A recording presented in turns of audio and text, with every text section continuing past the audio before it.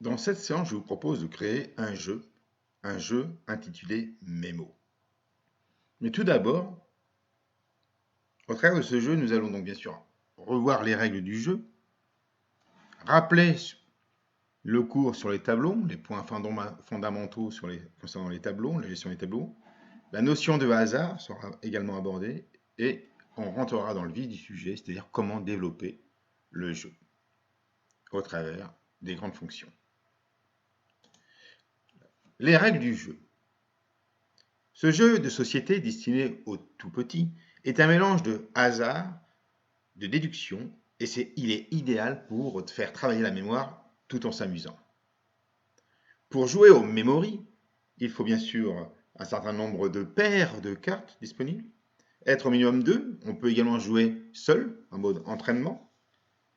Comment ça se déroule? Tout d'abord, il faut mélanger bien sûr les cartes, puis les étaler face contre table afin que chacun des joueurs ne puisse pas les identifier. Et une fois cela fait, le premier joueur retourne 2 cartes de son choix et le jeu se termine une fois que toutes les paires ont été trouvées. Bien sûr, chaque fois qu'une paire n'est pas trouvée, c'est-à-dire qu'elle est différente, les cartes sont retournées de nouveau face cachée, le joueur suivant donc rechoisit de nouvelles cartes, etc., etc. Donc, comment on gagne une partie de Memory? Pour gagner une partie de Memory, chaque joueur compte le nombre de cartes ou nombre de paires qu'il possède. Le gagnant est celui qu'on possède le plus. On voit qu'au travers de ces règles de jeu, les points donc dits de hasard, de pair et de mélanger et retourner, de cacher et d'afficher sont importants et auront une importance forte dans l'écriture de nos fonctions. Rappel sur les tableaux. Je vous rappelle que le cours concernant les tableaux est sur la chaîne YouTube, séquence 1, séance 5. Donc un tableau s'initialise ligne, colonne et nombre de caractères dans notre contexte. Ligne 0 à 3, soit 4 lignes. Colonne 0 à 4, soit 4 colonnes. Et 15, c'est-à-dire que c'est 15 caractères maximum. Par exemple, aboyer. Vous avez A, B, O, Y, E, R. Ça fait 2, 4, 6 caractères. Avec le passage 0, 7 caractères. Maximum, donc 14 caractères. Avec le passage 0, 15 caractères. Donc en mémoire, nous avons bien quelque chose de séquentialisé, c'est-à-dire que l'indice 00 commencera à l'adresse FD0C. Les 15 octets seront mis à partir de cette adresse. Le 15e, ce sera /0. N'oubliez pas qu'on commence à 0, donc 0, 14, 14 c'est le 15e. Je ne vous embrouille pas, mais ça c'est maîtrisé à présent. La colonne suivante, 1, c'est les 15 octets suivants. La deuxième, les 15 octets suivants, la troisième, etc. Et ces 0 à 3 forment une ligne de 60 octets, car 4 x 15, 60. Donc un tableau de 240 octets total. Quand vous souhaitez accéder à la ligne, en mémoire, nous on retrouve bien cela. La solution, donc tableau solution 00, c'est aller à l'adresse mémoire 3CFD0C, d'accord? Et quand j'affiche, il m'affiche bien ces éléments jusqu'au /0. Même chose pour le 1, d'accord? B, et même chose. Concernant le hasard, vous avez deux notions. Pourquoi utiliser le hasard? Pour réaliser le jeu de mémo, nous avons besoin de générer des nombres aléatoires qui nous permettront de mélanger par la suite les paires de mots. C'est-à-dire que, par exemple, bonjour et dormir, si on tire 0 et 2, on va permuter bonjour et dormir. Même chose si on tire le 1 et le 5, on permutera donc manger et partir. Et cela permet donc de répondre au besoin donc de mélanger les mots afin de commencer la partie. Mais comment générer des nombres aléatoires? Il existe deux solutions. Les Pseudo-Random Number Generator, PRNG, ce sont des programmes informatiques déterministes qui génèrent des suites de nombres apparemment aléatoires. Déterministes. Alors un algorithme déterministe, qu'est-ce que c'est? C'est ni plus ni moins un algorithme qui détermine des calculs au travers d'une fonction mathématique. Ce qu'il faut retenir, c'est que vous avez une valeur qu'on passe à une fonction mathématique qui elle-même renvoie une liste de suites de nombres apparemment aléatoires, et dans cette liste, on en extrait donc des valeurs. Vous avez ensuite le True Random Number Generator, TRNG. Ce sont des dispositifs physiques, hardware, qui génèrent du hasard, soit en mesurant un phénomène physique chaotique comme le bruit d'un capteur. Si les TNG garantissent un vrai hasard, ils sont plus lents et ne génèrent pas des lois uniformes, ce qui incite à utiliser ce qu'on appelle des notions mixtes, c'est-à-dire qu'on part sur une source physique de hasard, on met un débiaiseur et on obtient donc un générateur pseudo-aléatoire. Mais revenons à notre sujet. Voilà un bout de programme, c'est-à-dire qu'au début on a une valeur time 0, ici, aléatoire, qu'on met dans le srand, donc dans la fonction mathématique, qui nous renvoie une liste d'informations et qu'on va récupérer ici par le rand. Explication des fonctions.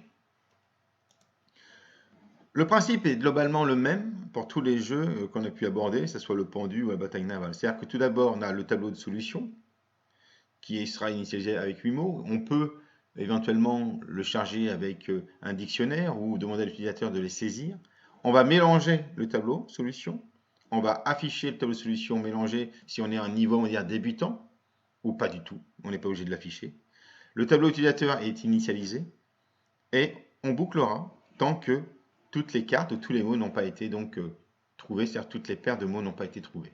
C'est-à-dire que le tableau utilisateur est présenté, l'utilisateur va choisir donc une coordonnée XY et une seconde XY pour la deuxième carte. Et si effectivement les deux paires, la paire pardon, est correcte, on le mémorise dans le tableau utilisateur ou sinon on affiche les vrais mots et puis il boucle. Donc ça ressemble beaucoup au principe du pendu. C'est-à-dire que vous avez un mot secret, on le mémorise, on demande à un utilisateur donc, de saisir des lettres et on boucle, etc. Donc le principe algorithmique est très très proche.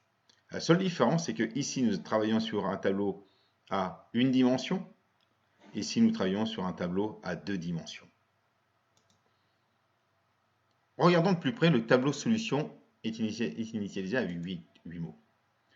Vous avez donc ici le dico avec nos 8 mots de maximum 15 caractères.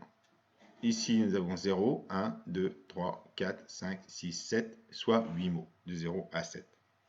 Nous bouclons ici et on copie donc le dictionnaire dans la solution. La solution étant une matrice donc de 4, 4, donc 16. C'est pour ça que j'en prends 8. Et ici, c'est ni plus ni moins pour voir un peu comment fonctionne le système. Vous n'êtes pas obligé de le mettre. Et là, on compte. Et dès qu'on arrive à la 8e carte, on remet le 0 et on réitère l'exercice pour créer ce qu'on appelle les paires. En gros, vous avez ici bonjour, et on va mettre les 8 mots jusqu'à adorer dans la mémoire, et on repart sur bonjour pour remettre donc adorer. C'est une astuce comme une autre pour pouvoir donc créer les paires dans notre matrice donc de 4 par 4 qui contient donc 16 mots. Pour mélanger la solution, comme vous l'avez vu au travers donc de la fonction srand, qui permet de créer une liste de nombres dits aléatoires via une valeur qui est le time, qui s'appuie sur la seconde. C'est pour ça que si vous exécutez ou réexécutez votre programme dans la seconde, la liste aléatoire des nombres sera la même. Et ici, nous récupérons donc un des nombres aléatoires pour mettre en i et même chose en j. On itère cet exercice 16 fois car on part sur l'hypothèse que si j'exerce 16 fois le mélange de ma matrice, j'arrive à quelque chose de bien mélangé. Vous pouvez le mettre à 16, 32, qu'importe. L'idée est de mélanger les différentes paires de mots. Pour ce faire, on prend destination, destination, on le met dans le buffer. C'est la zone tampon. Et la source va prendre place dans la destination et le buffer, la zone tampon, vient ici. Je mets ça dans mon buffer, là je l'écrase et ici je le mets. Et j'incrémente, il s'est pété et je le fais 16 fois. Donc finalement, de bonjour à adorer, on arrive à aimer, bonsoir, partir, manger, etc. Et on voit bien que ma matrice de 4, 4, donc 16 mots, a bien été mélangée. On affiche le tableau solution mélangée.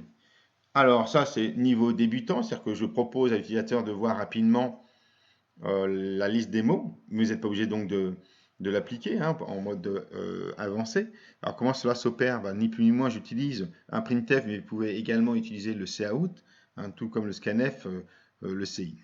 Alors le printf ici, au niveau de la syntaxe, c'est affiche-moi i qui est en numérique, en valeur entière, padé avec 15 caractères espace sur la gauche. C'est-à-dire qu'ici j'ai 15 caractères et c'est padé avec des espaces 0, 15 caractères 1, 15 caractères espace 2, etc. C'est ce qui me permet d'avoir des belles colonnes bien alignées. Pour les lignes, j'affiche la ligne 0 ici, pour la ligne 1. D'accord? Ici, c'est... Voilà. Et J, qui est donc, ma foi, les colonnes.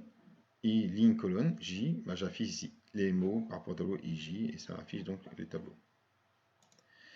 Alors, le tableau utilisateur est initialisé. Alors, vous avez vu ici, pour initialiser, je boucle sur le tableau utilisateur, qui est une matrice 4, 4, et je force à 14 étoiles, sachant que le dernier caractère, c'est /0.